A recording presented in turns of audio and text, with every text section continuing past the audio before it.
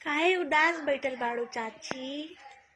का करिए बाची, सब कर वीडियो हम हाथ गोड़ धो के पड़ जाइना। इको ढील चिलानियन उलट के पलट के खंगार के एने ले ओने ले देख देख के सब कर लाइक कमेंट करेना। आ हमार वीडियो के करबे नहीं करेला, यही से उदास बैठल बने। सुगर नहीं खीनो हम केहू नियन, सुगर रहती तो सब लाइक कमेंट करे। दिन भर ताकत रही ना, कब आयल बा कमेंट कब लाइक। अरे कम से कम आपन आदमी तो अवरी ना करेला। हमार भैया लोग बा लोग, हमार बहनी लोग बा लोग ना, जौन लाइक वाला भगवान लोग बनौले रस वो लोग करेला।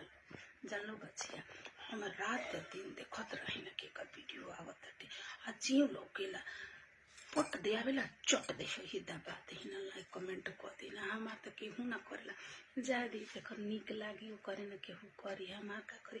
यही से दिन रात उदास बैठा रहता। आ हम तो उरुबले पुरुबले पश्चिम ले ऊपर ले नीचे ले ऊपर ले देखत रही ना ताकत रही ना कि खावना बहिनिया के वीडियो अच्छा लागत पट दे लाइक कर देना कमेंट कर देना शेयर कर देना। यही से अब तनी पूछ दिल हाल चला तो मना में सबूर हो गई है ना, तो तनी मन लाग गई तनी अपन दुख तनी दूसरा से बतिया लेला अपन तनी करे जाकर ठंडक मिल जाला। ये बच्चे यही से उदास बैठा रही।